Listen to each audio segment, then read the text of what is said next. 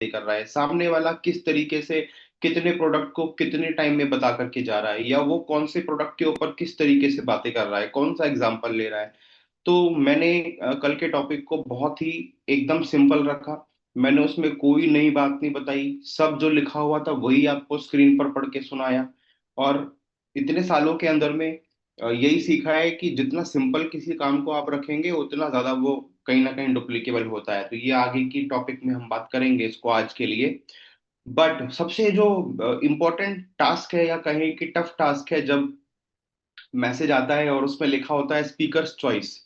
तो speaker choice तो कई बार टफ हो जाती है कि यार आज के लिए क्या चूज करें, ऐसा क्या बताएं, ऐसी क्या चीजें हैं जो लोगों की लाइफ में कंट्रीब्यूट कर सकती हैं। और मेरा ही नहीं बल्कि जो भी स्पीकर स्क्रीन पे आकर के बोलता है, उनका सबसे पहला जो कहें कि मन में एक बात होती है, या वो जो इस सेशन में आने के बाद में कोई भी व्यक्ति मेरे अलावा यहाँ पे बैठा होगा तो वो कहीं ना कहीं ये सोचता है कि मैं क्या वैल्यू दूं, मेरी वजह से किसकी लाइफ में कंट्रीब्यूट लगे।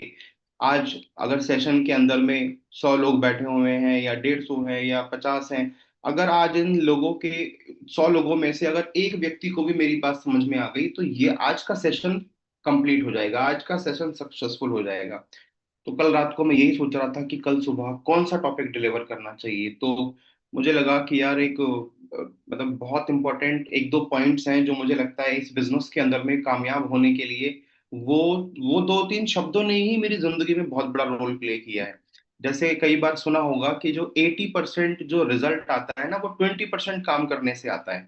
जैसे आप जब बहुत सारा दूध को ऐसे मथोगे, आपस में छाछ को बनाओगे और दही निकालोगे, उससे थोड़ा सा ही घी निकल करके आएगा, बहुत सारा घी निकल के नहीं आएगा उसमें से।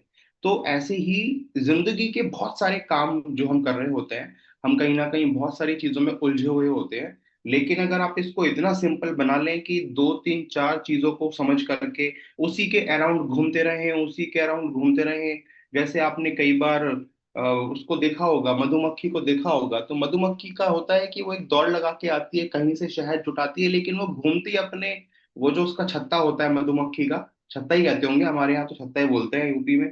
तो मधुमक्खी का जो वो होता है पूरा एक कॉम्ब, जो हनी कॉम्ब होता है, उसके उसके अराउंड ही घूमती रहती है, उसके ज्यादा उसकी बहुत बड़ी दौड़ होती नहीं है।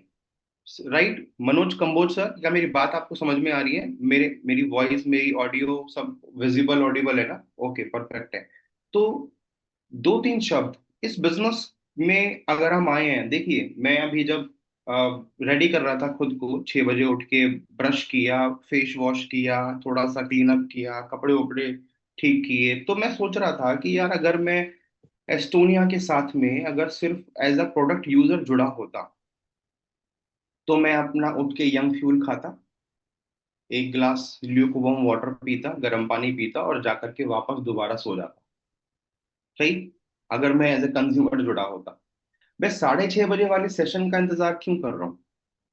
और आप में से भी कई लोग 6 बजे उठ के, 5 बजे उठ के, कुछ लोग हो सकता है 6:30 बजे ही उठते हो सकता है कोई लोग अभी 6:45 पे उठने के बाद में बीच में ज्वाइन करें सेशन को, मे भी। लेकिन क्यों इस सेशन को लोग ज्वाइन कर रहे हैं? यानी कि ये जितने लोग हैं, ये सब उस कैटेगरी के लोग हैं जो सिर्फ प्रोडक्ट के लिए तो नहीं है यहाँ पर। प्रोडक्ट यूज किया, अच्छा लगा, कहीं ना कहीं रिजल्ट मिला। अच्छा, कितने लोगों को, 3 सवाल पूछूंगा आपसे, कितने लोगों को लगता है कि एस्टोनिया के जो प्रोडक्ट्स हैं वो वाकई में अच्छे प्रोडक्ट्स हैं, और उनको मैं जेन्युइनली यूज करता हूँ, किसी प्रेशर में किसी दबाव में नहीं यूज करता? या कभी कोई प्रेशर में दे गया होगा, जानकार रिश्तेदार कोई दे गया होगा, ले यार एक डब्बा यंग फ्यूल का खा। लेकिन हाँ, अब मैं आज अगर इस सिस्टम में हूं तो कहीं ना कहीं अपनी मर्जी से हूँ, स्वेच्छा से हूँ, मुझे प्रोडक्ट वाकई में अच्छा लगता है। क्या हैंड रेस कर सकते हैं? एक बार देख रहा हूँ मैं आप सबको, एक बार मैं थोड़ा नाम वाम भी देख लूँ कौन कौन हैंड रेस कर रहा है। जी। राम राव भगत जी, आपने हैंड रेज नहीं किया, ऐसे करके मैं देख रहा हूँ आपको, आप मेरी स्क्रीन पे ही हो इस समय पे। जो भी लोग सोच रहे होते हैं कि नहीं नजर आएगा, जी यहाँ सब नजर आता है। ये ऊपर वाले की विंडो है, यहाँ पे सब नजर आता है। राजबाला मैडम ने भी हाथ ऊपर नहीं किया, ऐसे करके उनको भी लग रहा है जबरदस्ती बिठाया हुआ है आज के जूम सेशन के अंदर में। हाँ जी। तो यानी कि यहाँ जितने भी लोग हैं ना, ये वो लोग नहीं है जो सिर्फ प्रोडक्ट खा करके और जस्ट इसलिए जूम सेशन में आए हैं कि आधे घंटे टाइम पास हो जाएगा, या जैसे सुबह सुबह पहले बचपन में बाबा रामदेव जी की क्लास अटेंड किया करते थे, ऐसे कोई तो आकर के कुछ गुरु, वो कहते नहीं है वो जो सत्य वचन होते हैं वो आकर के देगा। यहाँ हर कोई इंसान कुछ ना कुछ सीखने के लिए, लाइफ में कहीं पहुंचने के लिए, फाइनेंशियल सक्सेस पाने के लिए, या जिंदगी में किसी और तरीके की सक्सेस को पाने के लिए, अक्षय कुमार शर्मा सर, कुछ ना कुछ पाने के लिए तो हम हैं जिंदगी के अंदर में। इतने साल बिताने के बाद में कुछ तो अधूरा रह गया होगा जिंदगी के अंदर में, जो आज मैं पूरा करना चाहता हूँ। और उसके लिए मुझे लगता है कि ये एस्टोनिया वन का जो प्लेटफॉर्म है, डायरेक्ट सेलिंग का जो प्लेटफॉर्म है, ये कहीं ना कहीं मुझे हेल्प कर सकता है। तो अगर इसमें आगे बढ़ना है, यहाँ से कुछ ना कुछ नया लेना है, जिंदगी में कुछ आपने अचीव करना है, तो एक चीज को हमेशा याद रखना होगा कि क्लैरिटी अगर इस काम की हुई कि मैं क्या कर रहा हूँ, क्यों कर रहा हूँ, कहाँ पहुंचना है, तो कैसे का जवाब कई बार मिल जाता है। कई बार कई तरीके होते हैं काम करने के, लोगों के अपने अपने स्टाइल होते हैं। मेरा अपना एक स्टाइल है, अनुपम सर का अपना एक स्टाइल है, यहाँ पर जितने लोग बैठे हुए हैं, रामानंद सागर जी का अपना एक स्टाइल है काम करने का। लेकिन जब क्लैरिटी होती है, क्लैरिटी अगर किसी काम की होती है, तो क्लैरिटी से ही कॉन्फिडेंस आता है। रिपीट करेंगे मेरे साथ एक बार में, confidence comes from clarity, clarity से ही कॉन्फिडेंस आता है। अगर आप कोई डायरी पेन लेकर के बैठे हुए हैं, एक आधा शब्द लिखने के लिए बैठे हुए हैं, तो जरूर लिख लीजिए कि confidence is equals to clarity, या लिख लीजिए clarity is equals to confidence. तो जो क्लैरिटी है किसी भी काम को लेकर के, वो क्लैरिटी से ही कॉन्फिडेंस आएगा। दूसरी चीज कि ये काम जो है ना, वो लगने का काम है। ऐसा नहीं है कि छोड़ दिया लग करके, 2 4 दिन कर लिया और उसके बाद में चलो जी जयराम जी की होगा होगा ठीक है, नहीं होगा कोई बात नहीं। जैसे किसी ने बताया जी 2 टीम का बिजनेस है, 2 ऑर्गेनाइजेशन बनानी है, तो कई बार बंदा 2 ऑर्गेनाइजेशन को 2 बंदों से ही जोड़ लेता है कि यार 2 बंदे जोड़ देंगे तो काम हो जाएगा।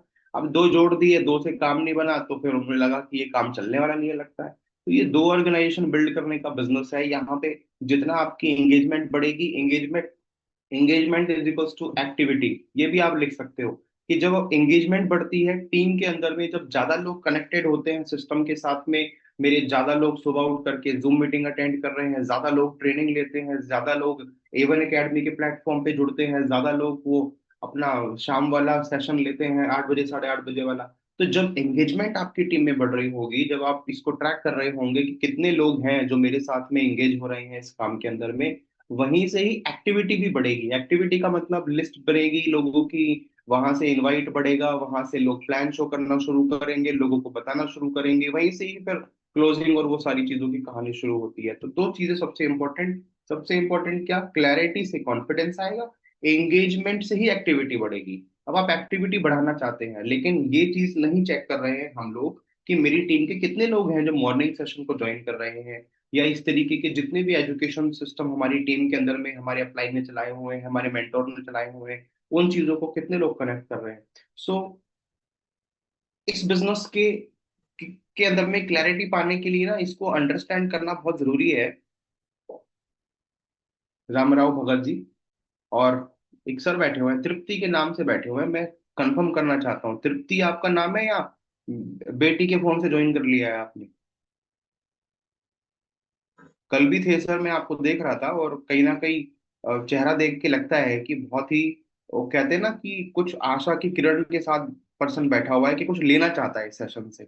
सो मैं बस कंफर्म ही करना चाह रहा था। अक्षय कुमार शर्मा जी बैठे हुए हैं हमारे साथ में, अनीता मैडम बैठे हुए हैं, यू केदार जी बैठे हुए हैं, शायद गोवा लिखा हुआ है आगे, गोवा लिखना चाह रहे थे कि गाँव लिखना चाह रहे थे, ये नहीं समझ में आ रहा, शायद गोवा से ही बैठे हुए होंगे सर। तो कहीं ना कहीं इस बिजनेस के नेचर को अंडरस्टैंड करना बहुत जरूरी है कि what is the nature of the business. अगर नेचर ऑफ द बिजनेस नहीं समझ में आया, अगर नेचर के अगेंस्ट काम करना शुरू किया, तो कई बार वो जो एफर्ट होते हैं, वो एफर्ट से वो रिजल्ट क्रिएट नहीं होता। कई बार लग रहा होता है कि मैं शायद गलत दिशा में ही मैं दीवार को धक्का लगा रहा हूँ। अब आपके सामने जो भी दीवार है, लेफ्ट राइट दाएं बाएं, अब आप जबरदस्ती उसमें जोर लगाना शुरू करोगे, मैं इसको हिला दूंगा, हो सकता है कि आपको पुरानी वो भीम और बाहुबली वाली याद आ जाए कि मैं इसको हिला सकता हूँ, लेकिन शायद वो इम्पॉसिबल काम हम कर रहे होते हैं। तो जब भी आप टाइप ऑफ बिजनेस के अगेंस्ट जाते हैं, नेचर ऑफ बिजनेस के अगेंस्ट जाते हैं, जैसे हम नेचर ऑफ अगर स्पोर्ट्स ना समझें, जैसे क्रिकेट के नियम अलग होते हैं और टेनिस के नियम अलग होते हैं, राइट? तो हम एक क्रिकेट वाले बिजनेस में है। क्रिकेट वाले बिजनेस क्यों कह रहा हूं, क्योंकि ये एक टीम वर्क से चलता है। टेनिस के अंदर में अकेला अकेला बंदा खेलता है, जो अकेला इंसान होता है, उसी के ऊपर, उसी की परफॉर्मेंस के ऊपर पूरा गेम टिका होता है। So don't become a tennis player, आपको टेनिस प्लेयर नहीं बनना है, you have to become a team player, आपको एक टीम प्लेयर बनना होगा। वहां पर जो क्रिकेट का गेम होता है, जैसे एक खिलाड़ी की वजह से कभी मैच जीतता भी नहीं है कोई टीम, एक एक खिलाड़ी की बैड परफॉर्मेंस से वो हारती भी नहीं है, पूरी टीम की जो परफॉर्मेंस होती है उसके हिसाब से कोई गेम जीतेगा नहीं जीतेगा, उसके हिसाब से डिसाइड होता है। तो आज के इस टॉपिक में दो तीन लाइनें मैं आपको सिखाने के लिए आया हूँ, सबसे इम्पोर्टेंटली कि इस बिजनेस का जो नेचर है, डायरेक्ट सेलिंग बिजनेस जिसमें हम हैं, ये बिजनेस का जो नेचर है, इस बिजनेस के अंदर में कोई हमारे पास आता नहीं है, कोई हमारे पास आएगा नहीं। जैसे बाकी जो नेचर ऑफ बिजनेसेस होते हैं, उस नेचर ऑफ बिजनेस में क्या होता है, वॉक इन कस्टमर आता है। तो हमारे यहाँ पे वॉक इन कस्टमर नहीं होता। आपका शोरूम है, आपकी दुकान है, आपका रेस्टोरेंट है, तो कस्टमर चढ़ के आएगा, महक सूंघ करके आएगा, या बड़ा सा बोर्ड देख करके आएगा, या फैंसी शोरूम देख करके आएगा। हमारे यहाँ पे वॉक इन कस्टमर नहीं होता, हमारे यहाँ पे टॉकिंग कस्टमर होता है। टॉकिंग कस्टमर का मतलब जो आपसे बातचीत कर रहा होगा, आप जिससे बातचीत कर रहे होंगे, वही आपका कस्टमर बन सकता है, वही आपका डिस्ट्रीब्यूटर बन सकता है, वही आपके बिजनेस में पार्टिसिपेट कर सकता है। तो यहाँ पर क्योंकि वॉकिंग कस्टमर नहीं है, और कोई भी व्यक्ति जब मुझसे कहता है सर मुझे लोग नहीं मिल रहे हैं, सर मेरी लिस्ट खत्म हो गई है, सर मैं किसको जाके बताऊं, सर लोग कहाँ मिलेंगे, कैसे मिलेंगे, इसका मतलब सिर्फ एक ही होता है कि वो नेचर ऑफ द बिजनेस अभी समझ नहीं पाया है। और नेचर ऑफ द बिजनेस नहीं समझ पाया है तो वो इंतजार कर रहा है कि कहीं पे बरसात हो रही है तो मेरे खेत में भी पानी आएगा, या मेरा अपलाइन मेरी जो एक्टिविटी देख करके जूम पे डेली फोटो देख करके उसको मेरी याद आएगी, तो दो चार बंदे वही डाल देगा, दो चार लोगों को स्पॉन्सर कर देगा, कुछ चमत्कार हो जाएगा। चमत्कार के भी उम्मीद में लोग बैठे होते हैं कि चलो लोगों ने बोला है कि यार लगे रहो लगे रहो लगे रहो, दो लोग तो मिलेंगे ही आपको कहीं ना कहीं। कई तरह के डायलॉग भी इस इंडस्ट्री के अंदर फेमस है, मरने वाले को चार लोग मिल जाते हैं, आपको दो नहीं मिलेंगे। तो वो तरीके की चीजों से ये जो मैजिक है ना, ये मैजिक की उम्मीद में जो बैठे होते हैं लोग, कहीं ना कहीं मतलब हाँ एक्टिव हैं और कहीं ना कहीं मीटिंग्स में नजर आ रहे हैं। नेचर ऑफ द बिजनेस कह रहा है आपको लोगों के पास जाना पड़ेगा।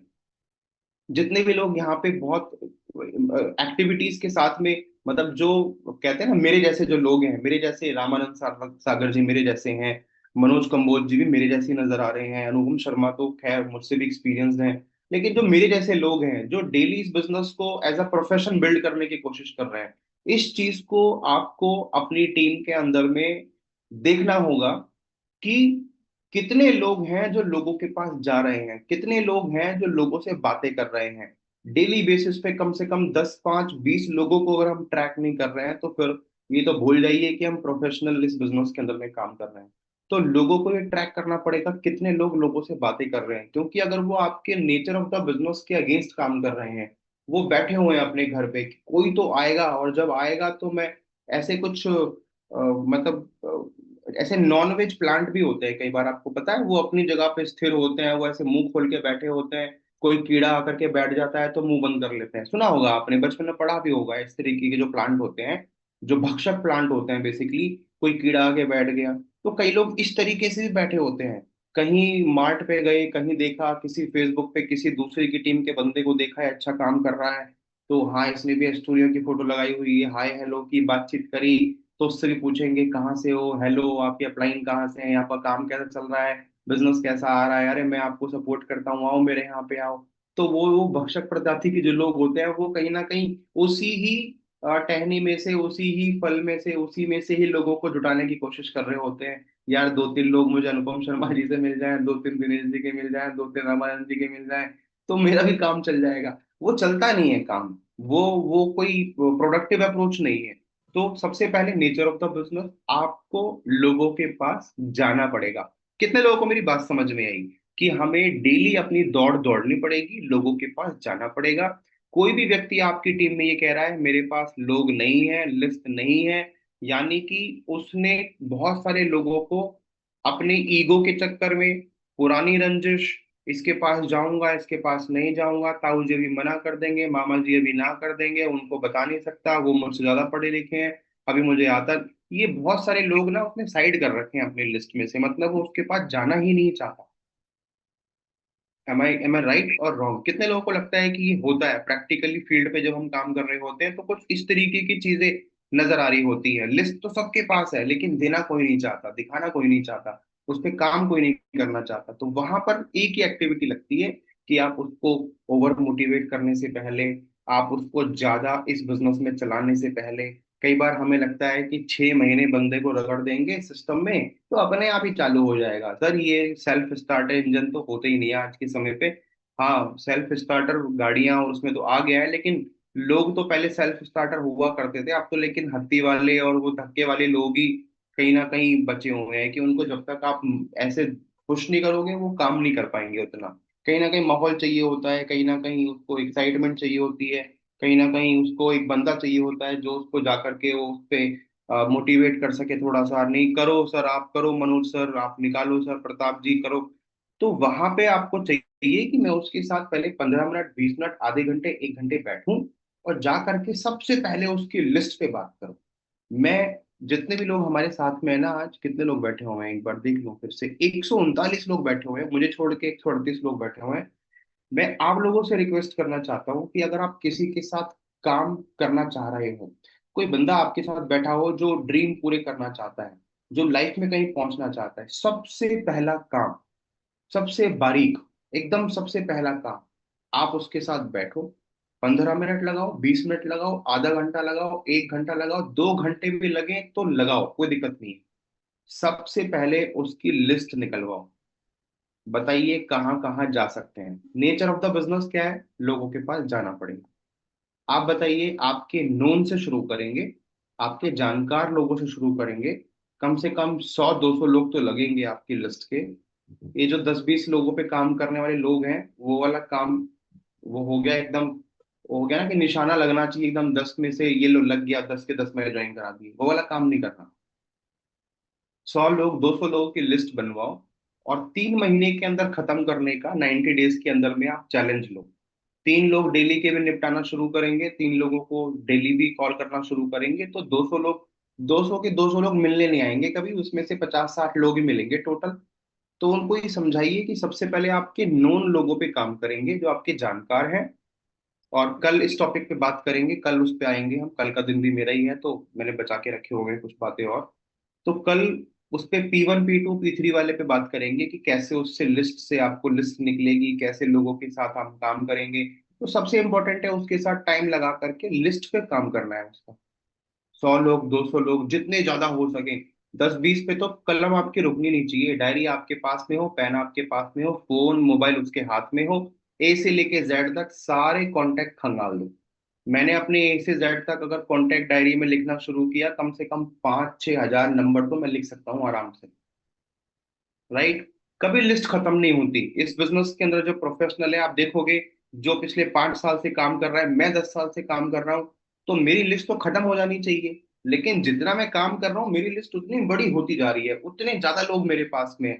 पहले मैं दिल्ली के एक छोटे से गांव में रह करके काम करता था, उसके बाद में आज इतना बड़ा एरिया हो गया है, आज नेशनली दिल्ली से बैंगलोर, दिल्ली से मुंबई, दिल्ली से सिलीगुड़ी, दिल्ली से भोपाल, पता नहीं कहाँ कहाँ की लिस्ट है आज के समय पे। तो जो इंसान इस बिजनेस में प्रोफेशनली काम कर रहा होता है, ध्यान रखिएगा मनोज सर, उसकी लिस्ट कभी खत्म नहीं होती, उसकी लिस्ट हमेशा बड़ी हो रही होती है। क्योंकि वो उन नेचर ऑफ बिजनेस के अकॉर्डिंग उन फंडामेंटल पे काम कर रहा होता है कि उसको हमेशा लोगों की, मतलब कभी कमी नहीं आती है, लिस्ट तो कभी छोटी होती नहीं है उसकी। दूसरी चीज, इंपॉर्टेंट चीज क्या है सर, कि नेचर ऑफ द बिजनेस के बाद में हर बिजनेस के या हर स्पोर्ट्स के कुछ ग्राउंड रूल होते हैं, ग्राउंड रूल, कि कैसे खेला जाएगा, कहाँ पे फाउल होगा, कहाँ पे रन बनेंगे, कहाँ पे एक्स्ट्रा मार्क्स मिलेंगे, कहाँ पे ग्रेस मिलेगी। ये पूरे ग्राउंड रूल होते हैं कुछ चीजों के। तो आज हम इन 4-5 लाइनों को सीखेंगे अगले 7 मिनट में, और कल उसकी एक्सप्लेनेशन पे भी जाएंगे। और मैं चाहूंगा कोई भी आप में से लिख ले एक बंदा, और कल को मैं हैंड रेस करा करके आप ही के साथ पूरा सेशन कोऑर्डिनेट करूंगा, क्योंकि अभी मुझे पता नहीं मैं क्या क्या बता दूंगा, कल मुझे चाहिए रहेगा एक चेकलिस्ट की क्या क्या मैंने बताया है आज। सही है। हालांकि मुझे याद है, फिर भी मैं आपका टेस्ट भी तो ले लूँ थोड़ा सा कि आप सुन भी रहे हो कि नहीं सुन रहे हो। तो सबसे इंपॉर्टेंट, डायरेक्ट सेलिंग एक नंबर गेम है, नंबर गेम। पहला पॉइंट इस बिजनेस का, पहला ग्राउंड रूल है। ये ग्राउंड रूल है और कभी चेंज नहीं होगा। चाहे हम 10 साल के बाद भी इस इंडस्ट्री को वापस से स्टार्ट करेंगे, ये कभी चेंज नहीं होगा। मैंने 10 साल पहले आया था, तब सीखा था, आज भी काम कर रहा है। यानी कि फंडामेंटल है इस बिजनेस का। क्या है फंडामेंटल? पहला फंडामेंटल क्या है कि डायरेक्ट सेलिंग बिजनेस, या हम एस्टोनिया बिजनेस स्पेसिफिकली बात करें, एस्टोनिया वन बिजनेस क्या है? एक नंबर गेम है, नंबर गेम। जितने ज्यादा लोगों के साथ आप इस गेम को खेलोगे, इसको खेलने की आदत डालोगे, उतना ज्यादा आपको जीतने की प्रैक्टिस लगेगी। जितना ज्यादा आपको जीतने की प्रैक्टिस लगेगी, उतना ज्यादा बार आप जीतोगे इस बिजनेस के अंदर में। तो मैंने इस नंबर गेम के ऊपर थोड़ी सी काबिलियत हासिल करने की कोशिश करी शुरुआती दिनों में। और जब मैं उस नंबर गेम के अंदर में थोड़ा सा मैं महारथी हो गया, तो मेरे पास में पहले 10 लोगों में से एक ही इंसान ज्वाइन करता था। फिर धीरे धीरे करके स्किल्स पे काम किया रामानंद सर, तो 10 में से 4 लोगों ने ज्वाइन करना शुरू किया, 10 में से 5 लोगों ने ज्वाइन करना शुरू किया, 10 में से 8, 10 में से 9। अब ऐसा होता है कि जैसे एक गाड़ी होती है ना, पेट्रोल ज्यादा फूंकती है, धुआं ज्यादा निकालती है, स्पीड कम देती है। तो नया नया व्यक्ति ऐसी होता है, तो वो लिस्ट बहुत खराब कर रहा होता है। 10 लोगों को कॉल करेगा तो एक दो बंदे ही आएंगे मिलने के लिए। इसलिए हमारे को 100-200 लोगों की लिस्ट लगती है स्टार्टिंग के अंदर में। मेरे लेवल पे तो 20 लोगों में भी काम हो जाएगा, क्योंकि मैं तो 20 में से भी 4-5 निकाल दूंगा अच्छे अच्छे से लोग। लेकिन जब नया व्यक्ति इस बिजनेस में आ रहा है, तो वहां पे कम से कम 100-200, जैसे पहले, अब तो नहीं होता, लेकिन पहले मेडिकल स्टूडेंट जो 11वीं 12वीं के स्टूडेंट हुआ करते थे ना, उनको मेंढक काटना सिखाते थे, फ्रॉग डाइसेक्शन सिखाते थे, और अर्थवॉर्म भी काटना सिखाते थे, जो वो अभी निकलता है ना इसमें, बरसातों में निकलती है, क्या कहते हैं, केचुआ। तो कई बार जब मेंढक काटना सिखाते थे, तो हम वो ब्लेड से अगर मेंढक काटते थे, तो कई बार प्रेशर ज्यादा लग गया तो वो मेंढक कट जाया करता था।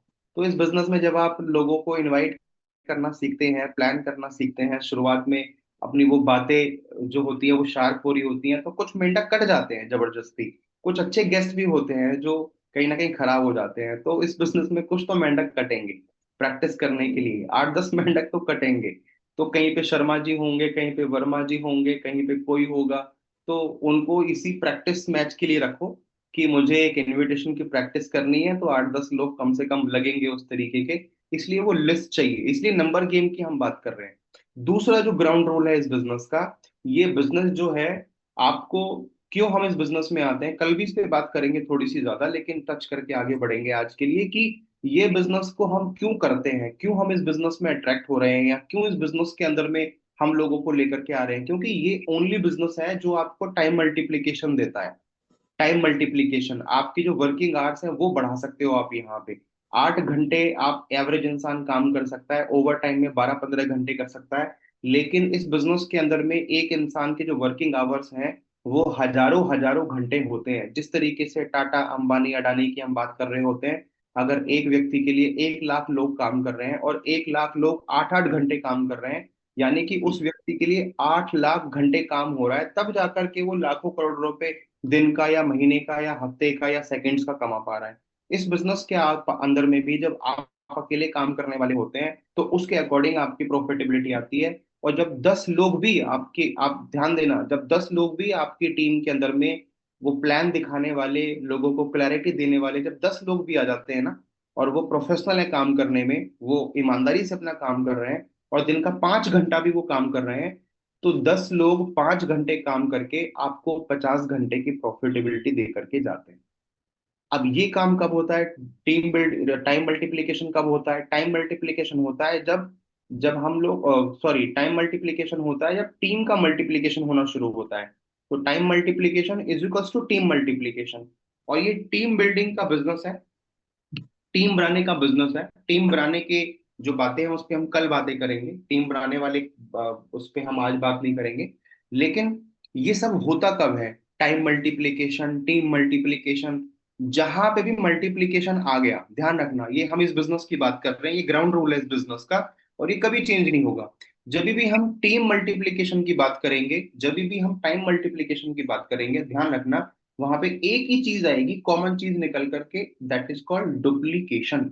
डुप्लीकेशन, डुप्लीकेशन एक शब्द है इस बिजनेस का, जो शायद यहाँ से कई मेरे भी सीनियर्स होंगे इस बिजनेस के, जो कई सालों से इस बिजनेस में एसोसिएटेड हैं, या कई ऐसे लोग होंगे जो 5-10 साल पहले कभी ज्वाइन हुए होंगे, उन्होंने तब इस शब्द को सुना होगा, आज दोबारा इस शब्द को दोबारा सुन रहे होंगे एवन अकेडमी के, हमारे एस्टोनिया के इस बिजनेस के अंदर में। डुप्लीकेशन जहां भी लगता है वहीं मल्टीप्लीकेशन होती है। एग्जाम्पल के लिए मैकडी की बात करिए, डोमिनोज की बात करिए, टाटा की बात करिए, जितने फ्रेंचाइजी मॉडल हैं सब डुप्लीकेशन के ऊपर पे चलते हैं। जितने भी ब्रांड होते हैं वो सब डुप्लीकेशन के ऊपर पे काम कर रहे होते हैं। एक ही काम को अलग अलग जगह पे एक ही फॉर्मेट में किया जाता है। तो डुप्लीकेशन का बिजनेस है। देखो जैसे मेरे पीछे जो एक पोस्टर लगा हुआ है ना, जो बैकग्राउंड लगा हुआ है, रामानंद सागर जी के पीछे भी वही है, राजबाला मैडम के पीछे वही पोस्टर लगा हुआ है, अनुपम शर्मा जी के पीछे वही पोस्टर लगा हुआ है, यहाँ पे अमित कुमार जी के पीछे वही पोस्टर लगा हुआ है। क्या दर्शाता है? This is the duplication. अगर कल की मीटिंग में हम बस इतना ही लगा करके बैठ जाए ना, सब लोग कैमरा ऑन करके, बहुत छोटी सी बात है, बहुत बड़ा एफर्ट तो लगेगा नहीं इसके अंदर। नहीं आता है टेक्निकली तो आज दिन में अपने मेंटोर अपलाइन के साथ बैठ करके 15 मिनट जूम पे सीख लेना कैसे लगाते हैं। अगर इतना ही हो गया ना कि कल की स्क्रीन के अंदर सारे ही बैकग्राउंड नीले नीले नजर आ रहे हैं, white white blue white blue, तो समझ जाना हो गया डुप्लीकेशन।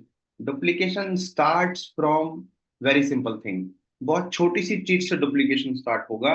जब लोग आपके किए हुई एक्टिविटीज, आपके किए हुए काम को कहीं ना कहीं कॉपी करना शुरू करेंगे।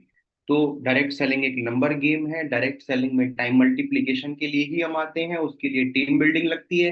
कल हम टीम बिल्डिंग के टॉपिक पे बात करेंगे, और टीम बिल्डिंग और टीम मल्टीप्लिकेशन तब होती है जब हम डुप्लीकेशन को समझते हैं कहीं ना कहीं। तो ये इस बिजनेस के ग्राउंड रूल है।